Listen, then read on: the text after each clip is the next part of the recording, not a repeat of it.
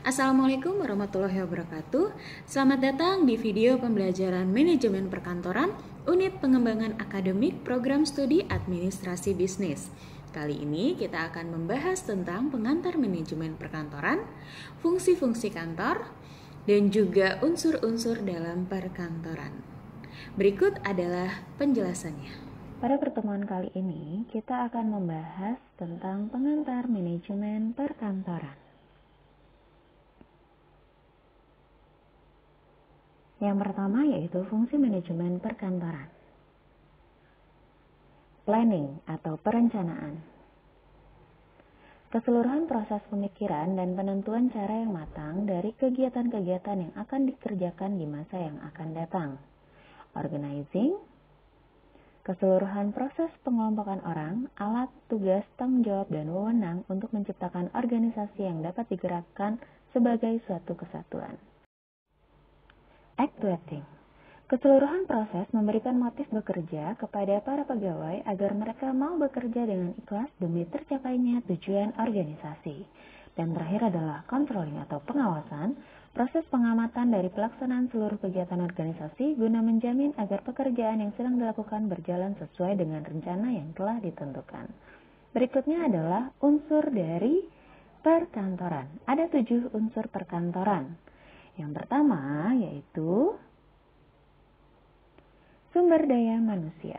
Pengelolaan sumber daya manusia dimulai dari rekrutmen, seleksi, penempatan, orientasi, spesifikasi, sistem penggajian, pelatihan, pemberian penghargaan, hingga promosi. Sumber daya manusia tentu saja hal yang paling penting dari perkantoran. Berikutnya adalah laporan. Laporan merupakan salah satu bentuk komunikasi tertulis. Laporan juga dianggap sebagai salah satu bentuk pengawasan. Yang ketiga adalah keuangan. Setiap perusahaan itu wajib memiliki dana abadi.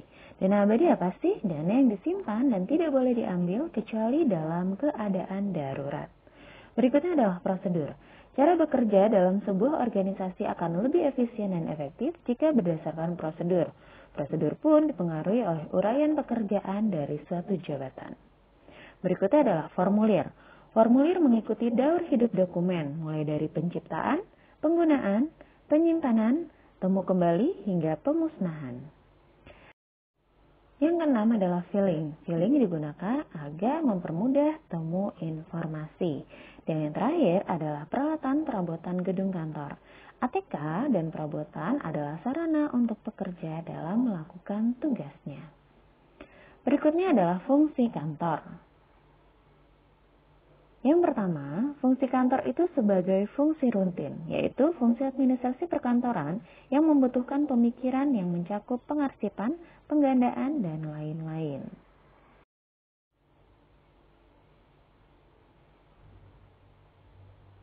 Yang kedua adalah fungsi teknis. Fungsi yang membutuhkan pendapat, keputusan, dan keterampilan perkantoran yang membadai seperti bisa menggunakan beberapa program aplikasi komputer. Yang ketiga adalah fungsi analisis.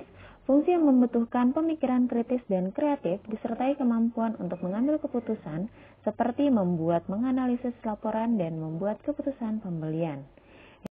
Yang keempat adalah fungsi interpersonal. Fungsi yang membutuhkan penilaian dan analisis sebagai dasar pengambilan keputusan, serta keterampilan berhubungan dengan orang lain, seperti mengkoordinasikan tim proyek. Dan yang terakhir adalah fungsi manajerial, fungsi yang membutuhkan perencanaan, pengorganisasian, pengukuran, dan pemotivasian seperti pembuatan anggaran dan pengevaluasi karyawan. Demikian pemaparan tentang pengantar manajemen perkantoran. Sampai jumpa di video berikutnya. Assalamualaikum warahmatullahi wabarakatuh.